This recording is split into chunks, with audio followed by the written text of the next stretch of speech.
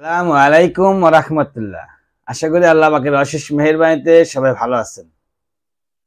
তিনটি আমল, অনলি তিনটি আমল করুন, আপনার জীবন পাল্টে যাবে ইনশাআল্লাহ। আপনার মনের যত আশা আছে সকল আশা পূরণ হয়ে যাবে ইনশাআল্লাহ। আপনি মহান রব্বুল আলামিনের কাছে যা চাইবেন, মহান রব্বুল আলামিন আপনাকে তাই দিয়ে দেবে ইনশাআল্লাহ। মাত্র তিনটি আমল। আমরা অনেকেই বুঝি না, আমরা অনেকেই বিশ্বাস করি না যে আল্লাহর কাছে চাইলে আল্লাহ দেয়। ছোট ছোট কিছু আমল, এই ছোট ছোট আমলের মাধ্যমে আল্লাহ পাক যে আমাদের সব কিছু দিয়ে দেয় সেটা আমরা বিশ্বাস করি না। যখন আমরা বিশ্বাস করব তখন আমাদের আর কোনো অভাব থাকবে না।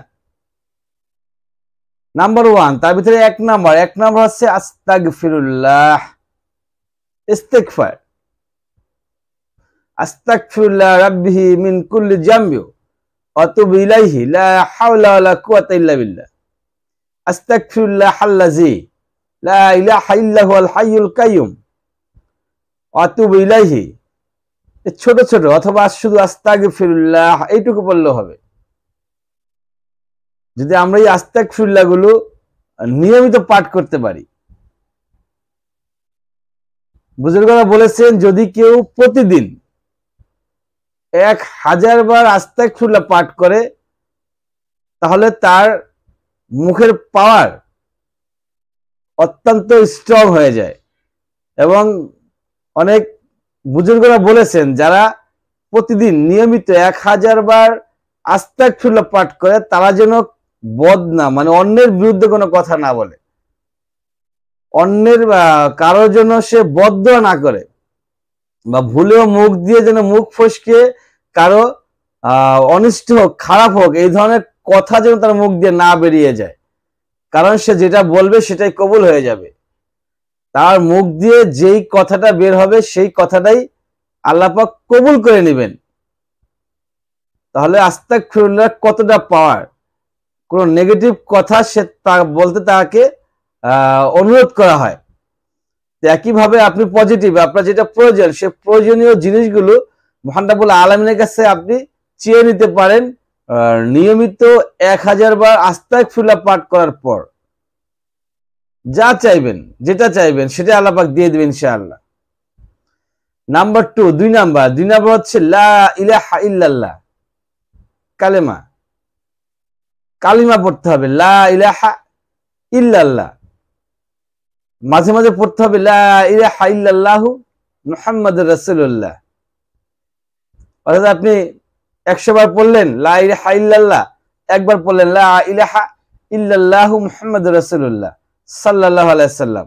অথবা আপনি 20 বার পড়লেন লা ইলাহা ইল্লাল্লাহ, তারপরে একবার পড়লেন লা ইলাহা ইল্লাল্লাহু মুহাম্মাদুর রাসূলুল্লাহ। তাহলে আপনি আল্লাহর নিকটে থাকবেন, নবী মুহাম্মদ সাল্লাল্লাহু আলাইহি সাল্লামের ভালোবাসার মধ্যেই আপনি থাকবেন।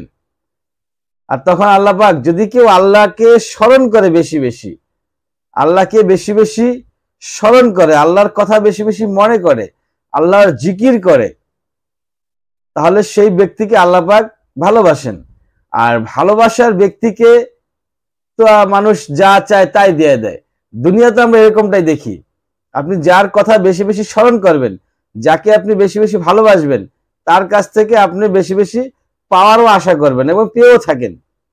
একইভাবে আল্লাহর ক্ষেত্রেও তাই।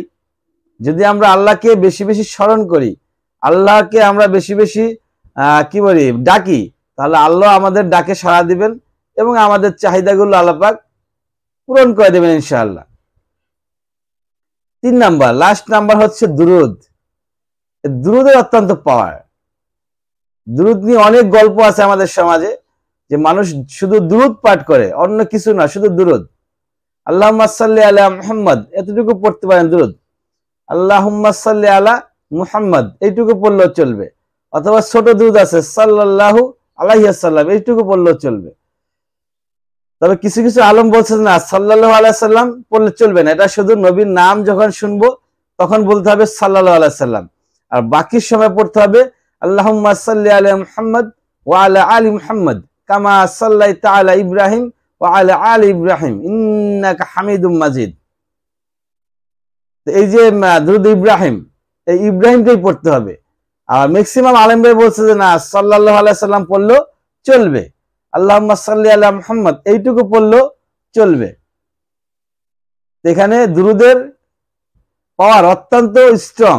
দুরূদ হচ্ছে নবী মুহাম্মদ সাল্লাল্লাহু আলাইহি সাল্লামের প্রশংসা করা, নবী সাল্লাল্লাহু আলাইহি সাল্লামের প্রশংসা করা। আল্লাহর বন্ধু হচ্ছে আমাদের প্রিয় নবী, তাই না? এই নবীর প্রশংসা করলে নবী খুশি হয়, আল্লাহও খুশি হয়। তা আমরা যদি এই দুরূদ বেশি বেশি পাঠ করতে পারি তাহলে আল্লাহ পাক খুশি হয়ে যাবেন। লা ইলাহা ইল্লাল্লাহ বেশি বেশি পাঠ করতে পারি, আল্লাহ পাক খুশি হয়ে যাবেন। আস্তাগফিরুল্লাহ যদি বেশি বেশি পাঠ করতে পারি, আস্তাগফিরুল্লাহ মানে কি? আল্লাহ আমাকে ক্ষমা করে দাও, আল্লাহ আমাকে মাফ করে দাও, আল্লাহ আমাকে মাফ করে দাও। আমি যদি সারাক্ষণ আল্লাহর কাছে মাফ চাইতে থাকি, মাফ চাইতে থাকি, মাফ চাইতে থাকি, আল্লাহ আমাকে মাফ করবেন না? অবশ্যই মাফ করবেন। আল্লাহ বলছে তোমরা মাফ চাও, আমাকে চাও, আমার কাছে চাও, ক্ষমা প্রার্থনা করো, আমি দিয়ে দিব। ক্ষমা চাও, আমি ক্ষমা করব। তওবা করো, আমি তওবা কবুল করে নিব। অভাবে আসো, চাও, আমি অভাব মিটিয়ে দিব। অসুস্থ আসো, আমাকে বলো, আমি সুস্থতা দান করব। যার যেটা প্রয়োজন আল্লাহর কাছে আমরা চেয়ে দিতে পারি, কিন্তু চাওয়ার সিস্টেমগুলো আমরা জানি না। এজন্য যদি আল্লাহকে ভালোবেসে আল্লাহর সেই শেখানো সিস্টেম অনুযায়ী আল্লাহর কাছে চাইতে পারি, তাহলে আল্লাহ পাক আমাদেরকে ফেরত দিবেন না ইনশাআল্লাহ। ওয়া আখির দাওয়ানা আলহামদুলিল্লাহি রাব্বিল আলামিন।